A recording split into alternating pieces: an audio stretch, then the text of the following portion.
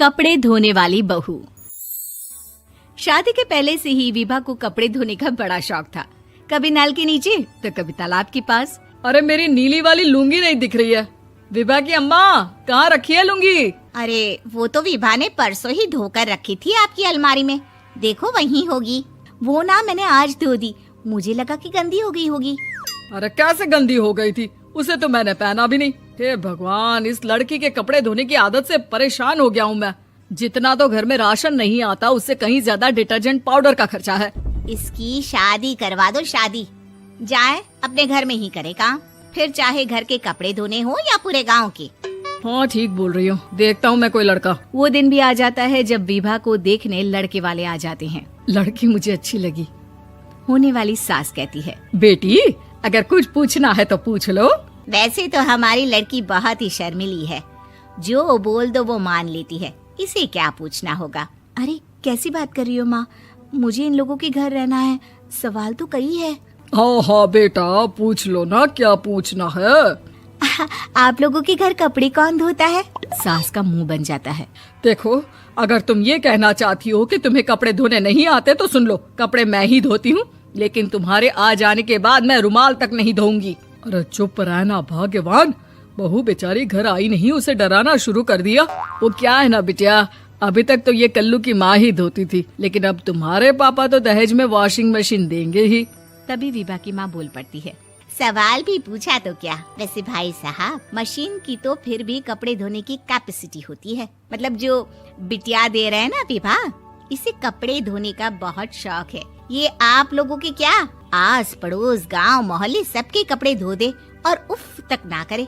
बाहर देखा नहीं आपने कितने कपड़े सूख रहे हैं? सब हमारी बिटिया ने ही तो धोए हैं। बस भी करो ना माँ, शर्म आ रही इतनी तारीफ सुनकर।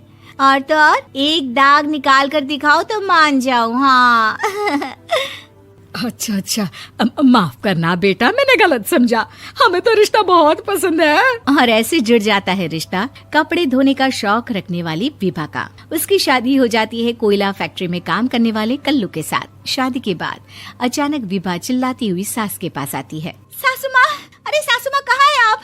ये तो धोखा है, धोखा दिया आप लोगों ने मुझे। इसे ससुर के चक्कर के बारे में पता चल गया। अरे तो उसमें तुझे क्यों धोखा मिला है? अरे नल में पानी नहीं आता, कपड़े कैसे कब धुलेंगे? अच्छा, तू पानी नहीं आ रहा उसकी बात कर रही है। तो आपने क्या सोचा? कुछ नहीं। अच्छा, तेरी माँ ने कहा था कि कपड़े धोने का शौक है तुझे, याद आया मुझे। शौक बोलकर कपड़े धोने वाले मेरे जुनून को कम ना आके सासू माँ, कपड़ा धोना मेरा गुरूर है। तभी पति भी वहाँ आ जाता है। अभी मैंने इसे सनी देओल की फिल्म दिखाई है, उसी के डायलॉग मार रही है माँ। अच्छा सुन, साफ साफ बता रही हूँ, पानी सुबह 4 से 6 और शाम को 10 से 12 आता है, समझी? विभा टाइमिंग सुनकर हैरान हो जाती है। ये क्या भूतों का मोहल्ला है? सुबह 4 बजे उठकर कौन कपड़े धोता है? 4 बजे टंकी में पानी जाता है, फिर सारा दिन धोना ना, किसने मना किया? अरे कैसी बात कर रही हैं? 200 लीटर की टंकी में कितने कपड़े धो लूंगी मैं? सुबह ही उठ जाऊंगी मैं। अब क्या था, विभा सुबह 4 से लेकर रात के 12 बजे तक कपड़े ही धोती रहती। एक रोज सास पड़ोस से निकलकर कहीं जा रही होती है कि साथ वाली कहती है, हाँ कल्लू की माँ, जरा ये बताओ कि 2 साड़ी है, 2 ब्लाउज और एक पेटीकोट और एक नाड़े वाला लंबा कच्छा। हाँ तो? अरे तो क्या, कितना लोगी धुलाई ये बताओ। धोबन दिख रहे हैं हम क्या? हमारे पति सरकारी नौकरी से अभी रिटायर हुए हैं और बेटा सुपरवाइजर है कोयला फैक्ट्री में। धोबन समझ रखा है हमें? हाय रे कल्लू की अम्मा, माफ कर दो, वो तो मोहल्ले में यही सब बता रहे थे कि तुमने बहू को कपड़ा धुलवाने के काम में लगा दिया है। सास को पड़ोसन की बात सुनकर गुस्सा आ जाता है। वो घर पहुंचती है जहां घर के बाहर ही इतने सारे कपड़े सूख रहे होते हैं जितने कि किसी धोबन के घर पर। अरे ओ कल्लू की दुल्हन, बाहर निकल।